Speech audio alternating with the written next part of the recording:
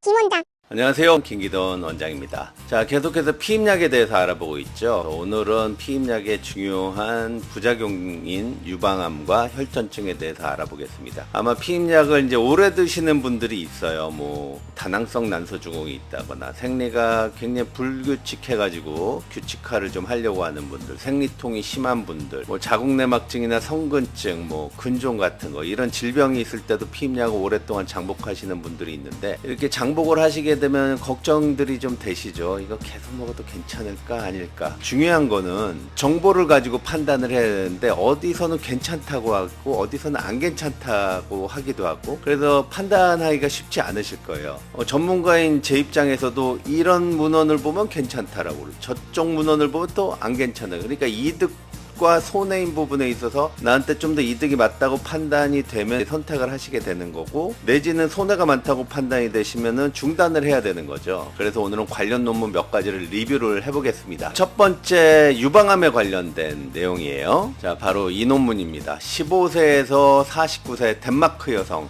무려 11년 동안 1960만 명을 대상으로 해서 이 중에서 180만 명을 추적 관찰했기 때문에 굉장히 많은 수를 추적 관찰했죠. 그 180만 명 중에 11,517건의 유방암이 발생을 했습니다. 그래서 약을 드신 분하고 안 드신 분하고의 상대 위험도를 본 거예요. 그러니까 드신 분들이 몇 퍼센트나 더 생길까라는 거죠. 굉장히 대단히의 논문이기 때문에 이거를 좀 소개해 드리려고 합니다. 자, 그래서 결과가 어떻게 나왔냐면은, 여기 Y축에 해당되는 거는 복용했던 기간이에요. 그리고 X축에 해당되는 거는 끊은 지 1년, 그래서 5년, 그래서 5에서 10년 정도 경과한 경우를 얘기하는 건데, 1년 미만은 상대 위험도가 0.96, 0.96, 1.01 거의 뭐 차이가 없다는 얘기고, 1에서 5년 사이도 비교적 안전합니다. 1.04에서 1.07로 나왔으니까.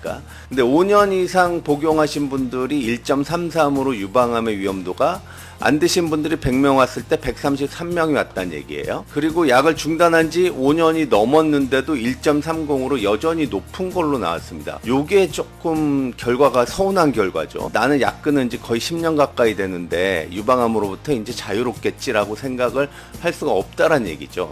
뭐랄까요, 주홍옷이가 콱 박힌 그런 느낌입니다. 그리고 10년 이상 복용하면은 확실히 1.52로 좀 더 높아지는 그런 경향성을 보이고 있죠. 이 데이터만 보고 판단하면은 5년 이내로는 유방암에 대해서 조금 안전하지 않을까라는 생각을 할 수 있는 거죠. 자, 이 표는 굉장히 복잡한데, 피임약의 성분 에티닐 에스트라다이올과 여러 프로게스틴을 서로 조합해가지고 이 각각의 다른 성분들이 어느 정도의 상대 위험도가 있느냐에 대한 내용입니다. 그래서 에티닐 에스트라다이올하고 레보노게스트렐이 한 1.21에서 1.33, 또 사이프로테론하고 조합했을 때 1.44, 뭐 이런 식으로 나왔는데, 지금 시중에 나와 있는 피임약의 종류로 설명을 드리면, 세스콘 미니보라 에이리스, 에티닐 에스트라다이올의 레보노게스트렐 조합으로 되어 있죠. 이거는 1.33, 마이보라에서부터 디어미까지는 게스토덴이 들어있는데 1.2, 그리고 머시로는 1.12 데소게스트렐 제제죠. 야지아스민이 상대적으로 굉장히 안전한 축에 속해요. 1.05 정도 나왔습니다. 그리고 디에노게스트 제제인 클레라가 1.62로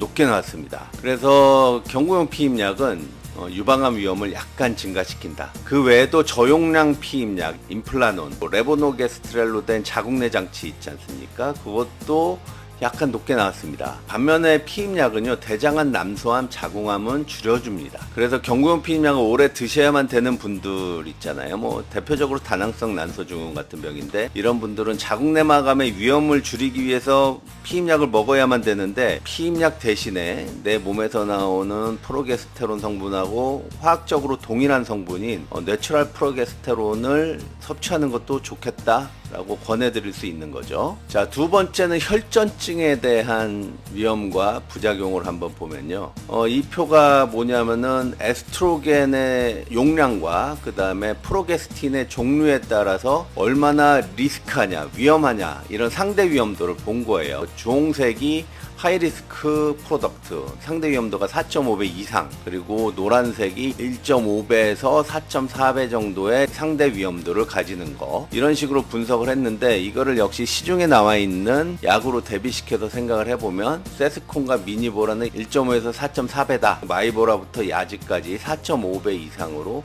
릴레이티브 리스크가 많이 높아지는 경향을 보이고 있죠. 그리고 이제 경구용 피임약 말고 다른 피임법, 먹는 거 이외의 피임법을 분석을 해봤는데요. 이게 덴마크 여성 160만 명 대상으로 한 겁니다. 여기 붙이는 제제, 우리나라에 많지 않지만 얘네도 굉장히 높습니다. 7.9배. 그 다음에 질환에 끼는 거, 누바린 같은 제제인데 얘도 상당히 높습니다. 그리고 임플라논이 1.4배. 미레나는 위험도 증가가 없는 것으로 결과가 나왔고요. 그래서 결론적으로 경구용 피임약은 혈전 위반을 수반하게 됩니다. 특히 간에서 만들어지는 혈액 응고인자 2, 7, 9, 10에 대한 생성을 높게 만들기 때문에 우리 혈액 내에서는 혈전을 만들려는 경향성이 있고 혈전을 녹이려는 경향성이 있어요. 그래서 피가 꾸덕꾸덕해지지도 않고, 그렇다고 상처가 났을 때 피가 안 멎어도 안 되기 때문에 아주 정확하게 밸런스를 유지하고 있는데, 혈전 위험성, 꾸덕꾸덕해지는 쪽이 좀 더 높아지게 되는 거죠. 이거를 에티닐 에스트라다이올이나 프로게스틴 제제가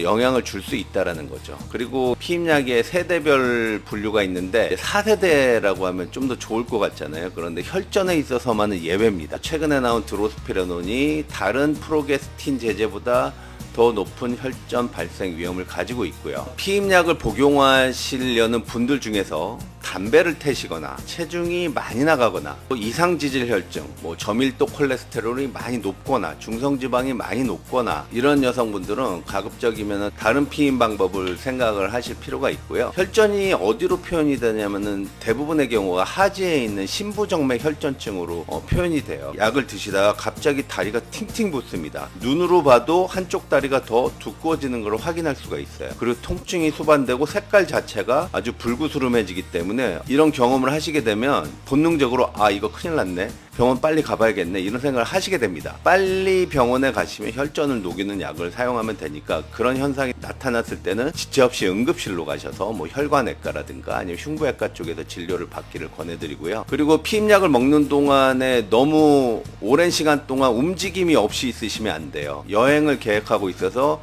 그 시기에 생리를 하면은 곤란하기 때문에 피임약을 먹는 경우가 많은데, 20시간 정도 비행을 한다, 계속 발가락이라도 움찔움찔 하면서 근육 운동을 좀 해주셔야 됩니다. 너무 움직임이 없는 자세로 계속 가면은 혈전증이 더 많이 생기거든요. 비행기를 타셔도 좀 복도도 왔다 갔다 하시고 스트레칭도 하시고 이런 식의 그 관리를 하시는 게 좋겠다라는 것이죠. 자, 오늘은 피임약의 위험성, 부작용, 혈전과 그다음 유방암에 대해서 알아봤고요. 다음 시간에도 부작용과 위험성에 대해서 알아보는 시간을 가지겠습니다. 감사합니다.